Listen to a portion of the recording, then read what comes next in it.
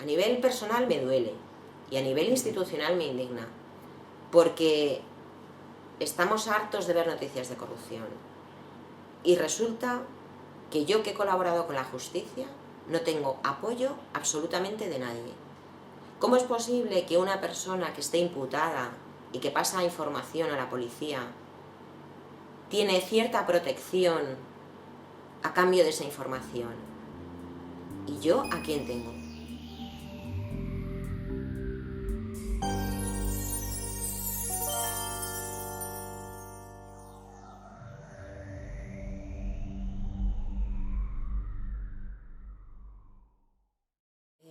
Mi nombre es Ana Garrido, soy técnico de juventud en el Ayuntamiento de Boadilla.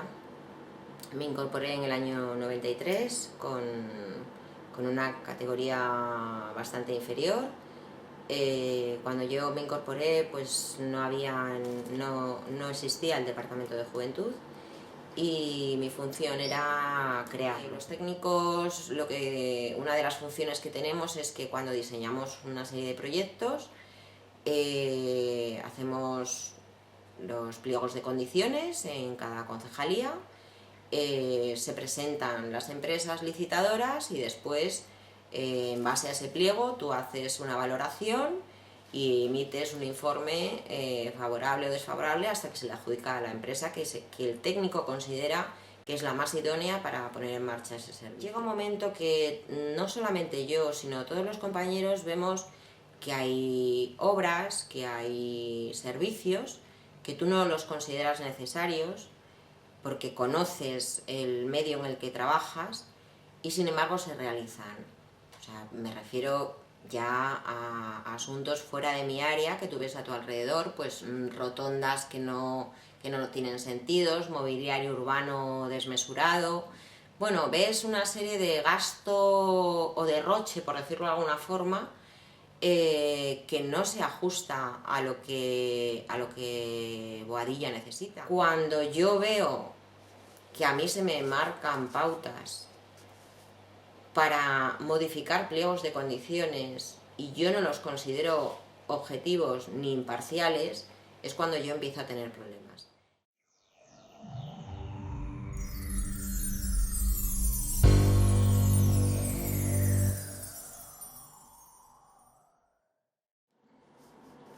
Yo muchas veces he pensado, cuando se habla de los regalos que hacía Correa a determinados puestos políticos, como el tema de los trajes de camps o relojes o teléfonos móviles y tal, ¿no?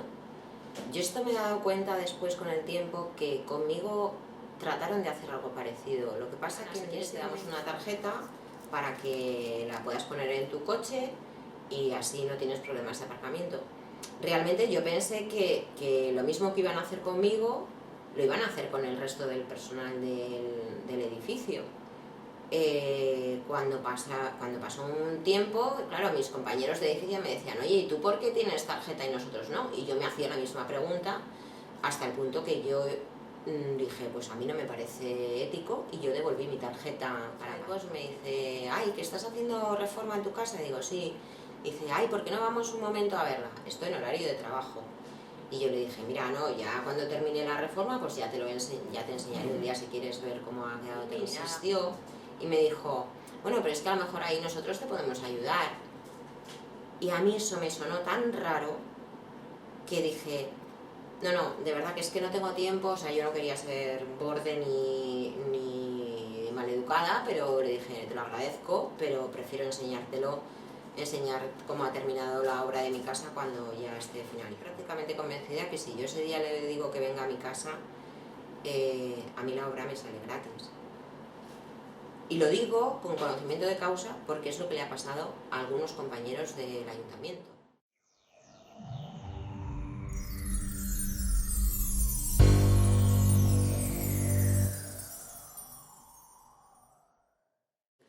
Cuando a mí me degradan y ocurre todo esto que yo viví como una humillación, que fue echarme del despacho, humillarme delante de mis compañeros cuando yo era su jefa, pues me sentí que caí en picado, ¿no? Y además es que me parecía tan injusto, porque para mí hubiera sido mucho más fácil entrar en esa rueda. O sea, entrar en esa rueda, si yo hubiera entrado en esa rueda, a día de hoy tendría un puesto de trabajo con una categoría muchísimo más alta de la que tengo, una valoración profesional mucho mayor, un sueldo mayor, tendría una estabilidad, no estaría continuamente que si me ponen en comisión de servicios, que si me quitan y tal. Estuve 18 meses de baja por depresión. Los primeros meses para mí fueron horribles porque no encajaba la situación, y lo único que hacía era llorar y llorar. Y sí que es cierto que llega un momento en el que yo pienso, tengo que hacer algo con mi vida. Y lo único que se me ocurrió fue, a ver, yo estoy en esta situación porque he cumplido con mi trabajo, porque no me he dejado corromper y porque he sido fiel a mis principios. Y sin embargo, hay otra persona, que era el alcalde, que está beneficiándose del dinero de los demás, de los ciudadanos de Boadilla, robando a manos llenas y disfrutando de la vida. Entonces llegó un momento que dije, aquí tenemos que invertir los roles.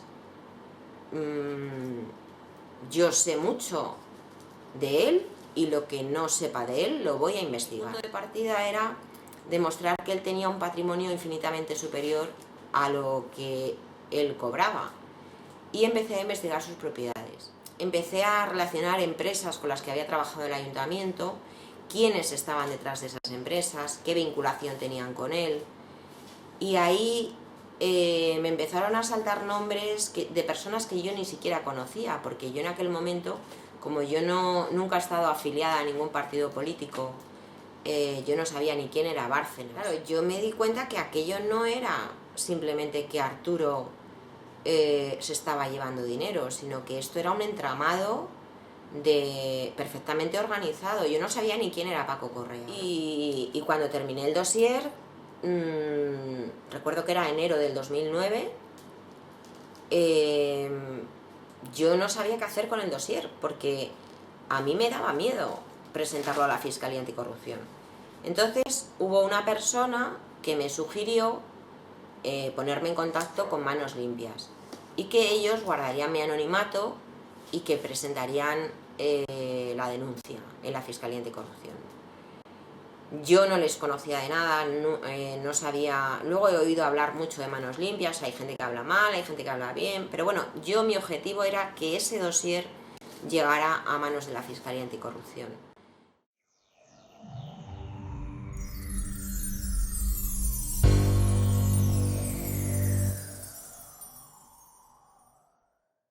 Llega un momento en el que a mí se me termina la baja por depresión, porque el máximo eran 18 meses y yo me tenía que incorporar al ayuntamiento. Yo sabía que seguía el mismo equipo de gobierno, me daba igual que estuviera Arturo o que no estuviera. La persona que le sucedió era Juan Siguero, que a día de hoy también está imputado, y quedaban otros concejales que no voy a dar sus nombres, pero pienso que deberían de estar imputados también, y sin embargo están trabajando como cargos de confianza en otros ayuntamientos.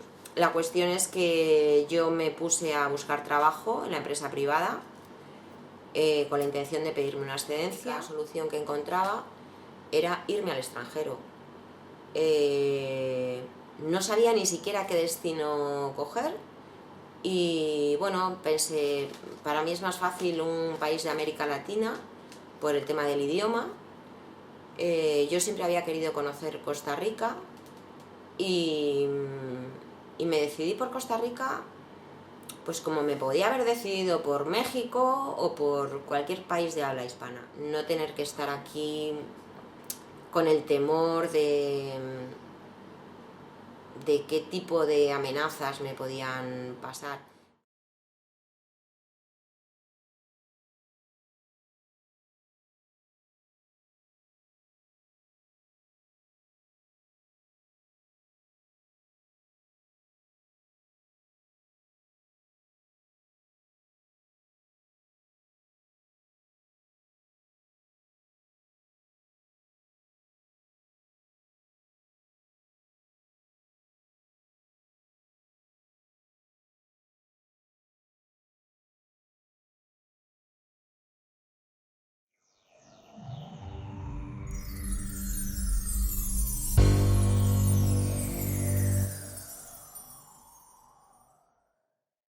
¿Jura o promete decir la verdad? Por supuesto que lo juro. Yo recibo un correo electrónico en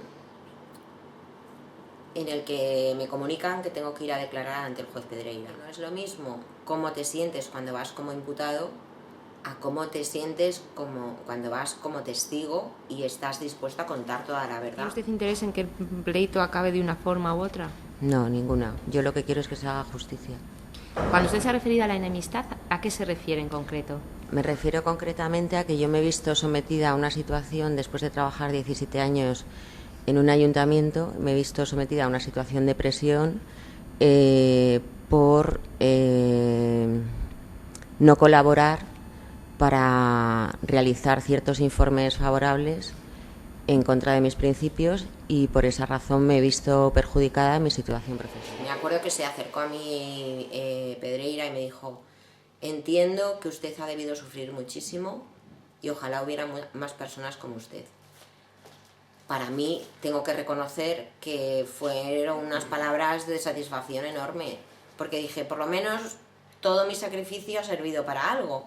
Hay alguien que lo va a tener en cuenta y que va a abrir las diligencias que considere oportunas para esclarecer todo esto.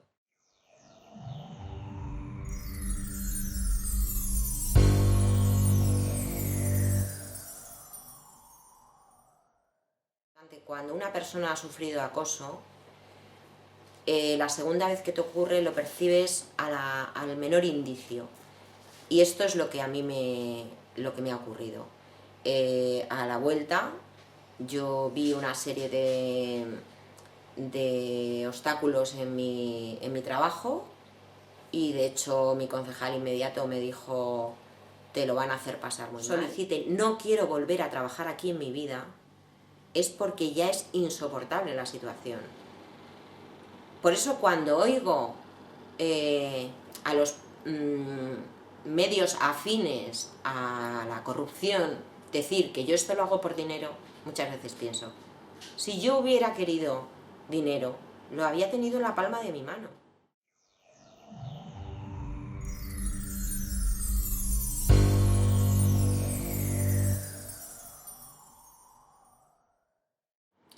Me siento muy sola, me siento muy abandonada, me siento muy sola a nivel personal porque he perdido a casi todos mis amigos. Me refiero a mis amigos que tenían relación con el Ayuntamiento de Boadilla. Sí es cierto que yo todo esto que he vivido, que no me imaginaba que iba a ser tan largo ni tan duro, yo lo he hecho porque yo estaba sola y no tengo hijos, y porque las consecuencias solamente revertían sobre mí. Entiendo que hay personas que tienen familia, que tienen hijos y que ven peligrar todo ese entorno. Que sepa qué es lo que le ocurre a una persona que denuncia la corrupción. Sé que con lo que estoy diciendo no estoy animando en absoluto a la gente a que denuncie la corrupción, porque es un efecto contraproducente. Porque si yo soy el ejemplo de persona que ha denunciado la corrupción y ha sufrido esta serie de consecuencias, ¿cómo la gente se va a atrever? Ahora, hay una cosa de la que sí me siento muy orgullosa, y es, uno, de haberlo hecho a pesar de las consecuencias. Ahora bien, lo que me parece una vergüenza es que no haya nadie, ninguna institución que apoye casos como el mío. Yo tengo una nómina de lo más normal y he tenido que pagar abogados, peritos, psicólogos, o sea, y es yo, Ana Garrido, una ciudadana de a pie, contra un sistema corrupto que tiene medios que utiliza, y los utiliza muy bien, muy sutilmente, y además tiene recursos económicos que pagamos todos los ciudadanos.